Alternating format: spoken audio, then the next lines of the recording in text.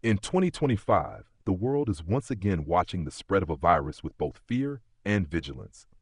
The H5 strain of avian influenza, often referred to simply as H5 bird flu, has moved beyond the quiet corners of poultry farms and wild bird populations into headlines, public debates, and international health strategies. Unlike earlier seasonal flu strains that humans learned to live with, this one carries a reputation for unpredictability, capable of decimating bird flocks and occasionally jumping into mammals, including humans. The current situation is not a pandemic, but health officials are treating it as a warning bell, one that echoes the anxieties of past years when viruses redefined daily life. The roots of the present crisis lie in the extraordinary spread of H5 viruses among bird populations. Since late 2023, outbreaks have been detected across multiple continents, wiping out entire commercial poultry operations and threatening food security in regions where chicken and eggs are dietary staples.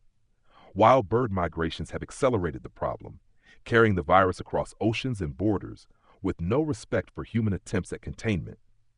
In many countries, mass cullings of birds have become routine, with farmers watching years of work vanish in days under the orders of veterinary authorities. These drastic measures, though devastating to livelihoods, are seen as the only way to stop the virus from mutating further or spilling into other species. What has pushed H5 bird flu to the forefront of global concern in 2025 is its recent behavior in mammals. Reports of infections in farmed mink, sea lions, and even domestic cats have alarmed virologists. Each instance suggests the virus is probing for ways to adapt beyond birds. While human cases remain rare and mostly linked to direct contact with infected animals, the very fact that mammals can host the virus raises the possibility of a future where human-to-human transmission could occur. Scientists are quick to stress that such a leap has not happened yet, but history has shown how quickly viruses can exploit opportunities, and memories of COVID-19 keep health systems on edge. Governments are responding with heightened surveillance. Airports and ports have increased inspections of poultry shipments, while laboratories are sequencing viral samples at unprecedented speed to detect mutations. The World Health Organization has called for global transparency, urging countries to share data immediately rather than delay out of fear of economic repercussions. International collaboration has improved since the pandemic, but uneven resources and political tensions still leave gaps in the monitoring network. In rural regions of Africa, South Asia, and South America, where veterinary services are underfunded, outbreaks often go unreported until they have already spread widely. These blind spots pose risks not just locally, but globally, given how interconnected the modern world has become. The economic toll of the H5 outbreaks is already severe. Poultry prices are rising sharply in many countries, straining households that rely on chicken and eggs as affordable sources of protein. Small-scale farmers who form the backbone of rural food systems are particularly vulnerable. For them, losing a flock is not just a financial blow, but a collapse of security. Some governments have stepped in with compensation programs, but delays and bureaucratic hurdles mean many farmers receive little or nothing. The tension between protecting public health and preserving livelihoods is stark, and protests have broken out in some regions where mass cullings are seen as heavy-handed. On the scientific front, vaccine development for birds is advancing rapidly. Several countries have begun pilot programs to immunize poultry flocks against H5 strains, though challenges remain. Vaccination can protect birds, but it also complicates trade, as vaccinated flocks may test positive for antibodies, even if not actively infected. Some nations fear that mass vaccination could mask outbreaks, undermining global monitoring efforts. Nonetheless, for countries hardest hit, vaccines may offer the only viable alternative to endless cycles of culling. In parallel, researchers are also working on experimental human vaccines, stockpiling doses as a precaution against the possibility that the virus adapts for human transmission.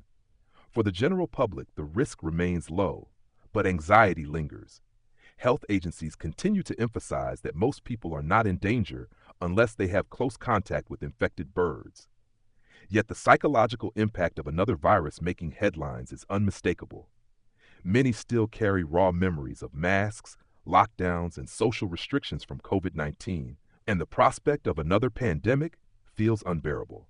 Officials walk a careful line between raising awareness and avoiding panic, reminding people that preparedness does not mean inevitability. Still, the conversations at kitchen tables and on social media show how deeply pandemic trauma lingers, coloring every new health threat with unease. Scientists are working tirelessly to understand the behavior of the current H5 strain. Studies focus on the genetic mutations that might enable mammalian transmission, as well as the pathways through which the virus spreads in wild bird populations. Migratory patterns are being mapped more precisely than ever, with satellites and tracking devices providing real-time data on bird movements. Wildlife biologists play an increasingly important role in public health, as understanding the health of ecosystems is recognized as key to preventing human disease. The One Health approach, which links human, animal, and environmental health, is no longer just a slogan, but a practical necessity in confronting viruses like H5. In hospitals, health professionals are alert but not overwhelmed. Isolation wards exist for suspected human cases, and training programs have been updated to prepare staff for potential surges. Protective equipment stockpiles are stronger than they were before COVID-19, and diagnostic tests for H5 are being distributed widely.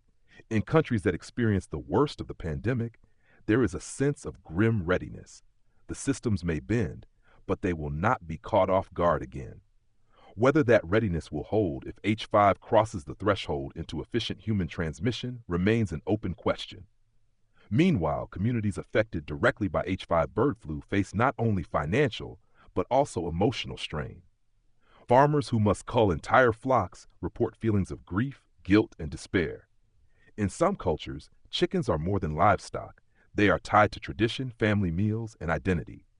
Watching them destroyed feels like erasing a piece of life itself. Animal welfare advocates, too, raise concerns about the scale of culling, pushing for investment in long-term solutions rather than reactive destruction. The debate underscores the broader theme of the H5 crisis. It is not just a medical or veterinary problem, but a deeply human one, touching on economics, psychology, and culture. Looking ahead, the trajectory of H5 bird flu is uncertain. It may remain a devastating disease of birds, controlled with vaccines, culling, and surveillance. It may cause sporadic human infections that frighten but do not spread widely. Or it may take the leap that virologists fear, adapting enough to pass between people and igniting a new global health emergency. No one can say for sure, but the vigilance of 2025 reflects the lessons learned from past failures. Early warning systems are sharper, coordination is better, and awareness is higher. Yet preparedness alone cannot erase the risks inherent in living on a planet where human activity pushes ever closer to wildlife and disrupts natural balances. For now, the story of H5 bird flu is one of tension, between fear and calm, between culling and vaccination, between protecting public health and protecting livelihoods. It is a reminder that viruses are part of the world we inhabit, and that humanity's challenge is not to eliminate them entirely, but to learn how to live in a way that reduces the chances of catastrophe. In this sense, H5 is not only a threat, but also a teacher, pushing societies to recognize the fragile ties that connect people, animals, and the environment. Whether that lesson will be fully learned before the virus takes its next step remains the unanswered question of 2025.